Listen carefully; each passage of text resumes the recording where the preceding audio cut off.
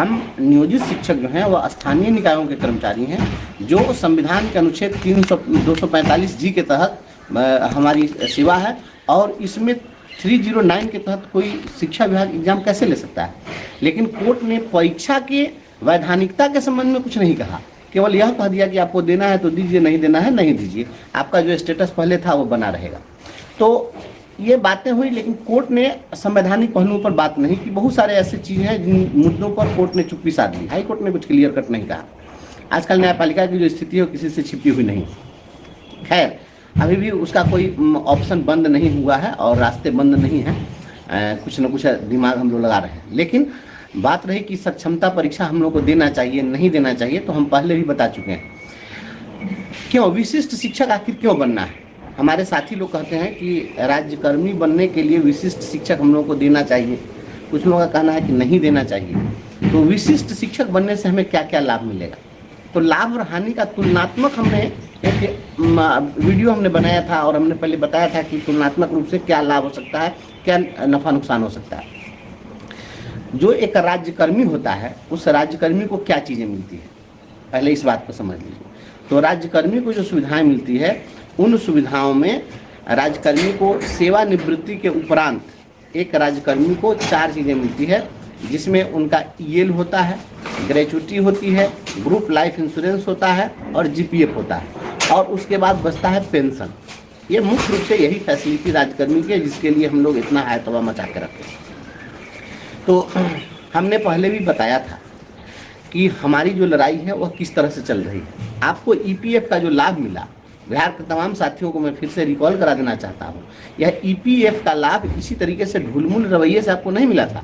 यह ईपीएफ के लाभ के लिए 2016 में ही 8910 हमने केस दर्ज किया था हाई कोर्ट में, और ईपीएफ ने बजाबता ईपीएफओ ने यह खुद से जाकर काउंटर एफिडेविट दिया कोर्ट में और कहा कि नहीं, ये लोगों को ईपीएफ का लाभ मिलना चाहिए। तो आज आपको ईपीएफ का लाभ मिला है, और इस तरीके से नहीं मिलता, वो कहीं ना कहीं हम लोग का विजन था।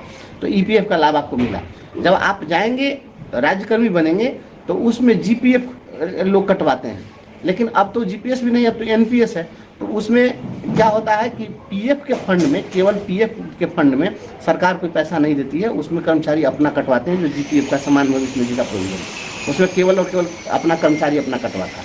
खैर, रही बात आपको ग्रेचुटी की, तो हमने आपसे वायदा किया था कि आपको हम ग्रेचुटी का लाभ दिलवाएंगे, और वह दिन दूर नहीं है। सोमवार को माननीय उच्च न्यायालय में हमारे केस की सुनवाई है। पिछले दिनों जो सुनवाई हुई है उसमें कोर्ट का रुख जो सख्त था, और यह एक सेंट्रल लेजिस्लेचर है, और सुप्रीम कोर्ट ने भी जब कह दिया कि नगर निगम के डेली वेजेज वर्कर को भी आपको ग्रेचुटी का लाभ देना होगा, तो ग्रेचुटी का लाभ आपको मिलेगा। अब जो लोग भी विशिष्ट शिक्षक बनना चाहते हैं, मेरे भाई बंधु, जरा आप सोचिए कि जब आप विशिष्ट शिक्षक बनेंगे तो आपको कहा जा रहा है कि यह विशिष्ट शिक्षक बनने के बाद जिला स्तर पर आप एकल संवर्ग हो जाएंगे, यूनिफाइड डिस्ट्रिक्ट कैडर के आप टीचर हो जाएंगे। तो जैसे ही आप नए डिस्ट्रिक्ट कैडर में जब जाएंगे तो पूर्व के आपके सेवा की गणना नहीं होगी। तो पूर्व के सेवा की जब गणना नहीं होगी तो जब आप रिटायर करेंगे तो जो 20 साल से काम कर रहे हैं, इस 20 वर्षों के सेवा के आधार पर आपको मिलने वाली ग्रेचुटी का स्पष्ट रूप से नुकसान होता हमको दिख रहा है। हम 20 वर्ष सेवा कर लिए और आज से हमारी नई सेवा स्टार्ट होगी, तो 20 वर्षों के लिए हमारा जो कम से कम 10 माह का जो ग्रेचुटी मिलता है रिटायरमेंट के टाइम में, तो वो तो हमको नहीं मिलेगा। तो ये तो हमारा नुकसान है। तो मुझे लगता है कि ग्रेचुटी के मामले में हमारा नुकसान हो जाएगा। सीनियरिटी के मामले में हमारा नुकसान हो जाएगा, क्योंकि जब यूनिफाइड कैडर बनेगा तो उस कैडर में जाने के दिन से फिर हमारी सीनियरिटी का निर्धारण किया जाएगा, तो हमारी सीनियरिटी का नुकसान हो जाएगा। प्रमोशन की जो हमारी बातें हैं, वो प्रमोशन के लिए हम कोर्ट में केस लड़ रहे हैं, आज हो कल हो हम लोग को हो जाना है। अभी जो लग रहा है कुछ पैसा बढ़ जाएगा, तो मात्र 320 रुपया हम लोगों को बढ़ेगा। तो 320 रुपये हम लोगों को बढ़ जाएंगे और 320 तरह की परेशानी बढ़ जाएगी। क्या इन 320 तरह की परेशानियों के को लेकर के इसके साथ साथ आप क्या 320 रुपये का फायदा लेना चाहेंगे आर्थिक रूप से? और वो भी फायदा कब तक? जब तक कि हमारा प्रमोशन नहीं हुआ।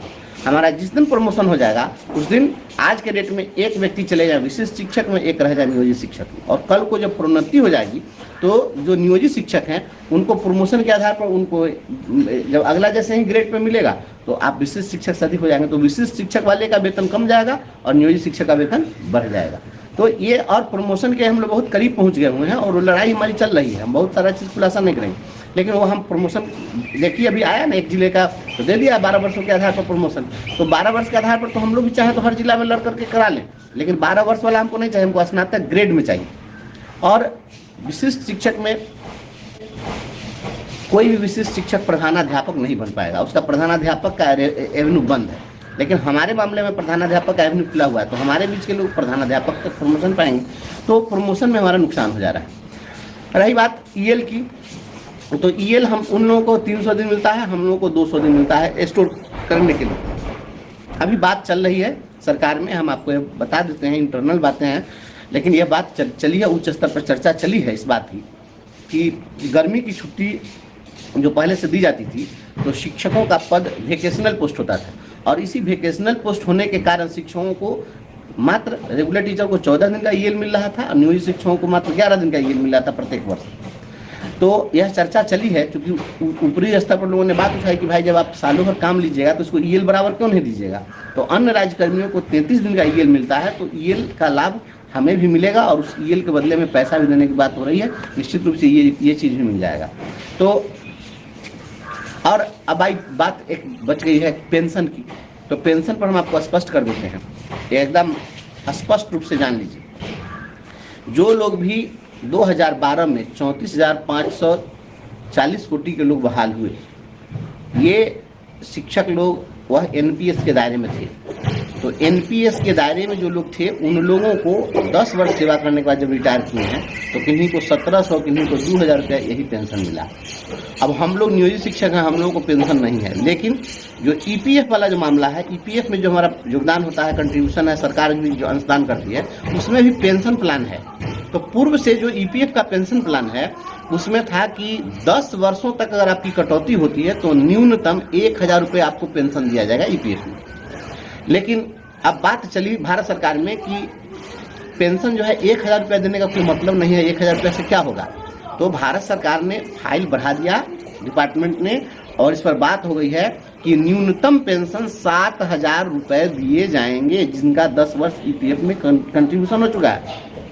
तो यहाँ 2 लड़ाई हमारी होगी, एक तो कि हम सभी लोगों को अभी जो ये 2020 से ये और 22 से जो हमारा जो ये शुरू कर रहे हैं ईपीएफ में कटौती का, तो हम लोग इसकी भी लड़ाई लड़ेंगे।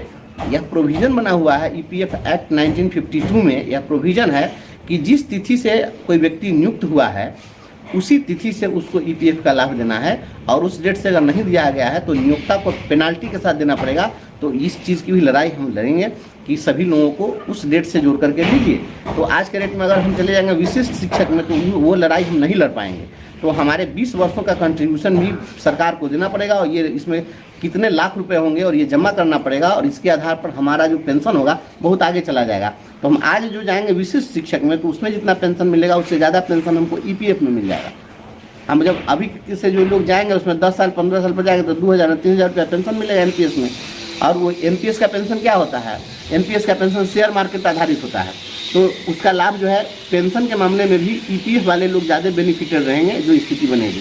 अगर हम पहले की लड़ाई लड़ जाएंगे तो पूर्व की सेवा का सब कुछ देना पड़ जाएगा इनको, और हर हाल में देना पड़ेगा, तो ये चीज़ हो जाएगा। तो ये मैंने नफ़ा नुकसान बता दिया, प्रमोशन के एवेन्यू पर, रिटायरल बेनिफिट और पेंशन के इशू पर हमने इन चीज़ों को स्पष्ट कर दिया। इसलिए इन चीज़ों के आधार पर अगर देखा जाए मुझे लगता है कि हमारी जब सेवा नए ढंग से काउंट होगी और हम विशिष्ट शिक्षक बनेंगे तो इन चीज़ों का हमको नुकसान हो जाएगा। इसलिए मेरी राय यही है कि सरकार अगर बिना शर्त अगर हम लोगों को राज्यकर्मी का दर्जा देती और ये तमाम चीज़ें पहले वाली सब कुछ दे करके और उसमें सभी चीज़ को एक्सेप्ट कर लिया जाता, हमारे पूर्व के लेंथ ऑफ सर्विस को काउंट कर लिया जाता, तब कुछ बात बनती। लेकिन ये चीज़ नहीं। और सरकार की जो मंशा है वह मंशा क्या है, इस चीज़ को समझना पड़ेगा।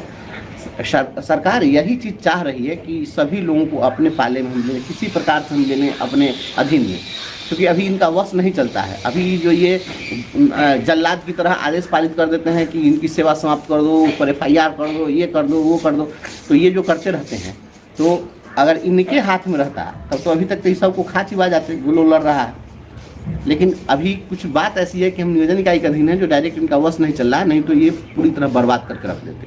इसलिए हम समझते हैं कि विशिष्ट शिक्षक की जो ये परीक्षा है ये सक्षमता 2 और ये हम लोग का जो पूर्व का स्टैंड है उसी स्टैंड पर हम लोग को कायम रहना चाहिए, कोई लाभ इससे हम लोग को नहीं, और उन लोगों को कुछ भी पता होता है नहीं। अब उन लोगों को अपने पक्ष में लॉजिक देना है, क्योंकि उनको परीक्षा देने का मन है, तो वो आखिर जब मन है तो कैसे कहेंगे कि हाँ परीक्षा कैसे देंगे, किस आधार पर देंगे, तो इस तरह तरह की बात सोचते हैं। उनको सपना आता है, सपना में जान गए लोग, भविष्यवक्ता हैं ये लोग। ये फालतू बात है। जो लोग भी कह रहे हैं कि कम संख्या में बच जाएंगे तो वेतन इनको मिलने में परेशानी होगी, ये कम रहेगा तो उसी को वेतन देने में आसानी होगी, ये तो कॉमन सी बात है।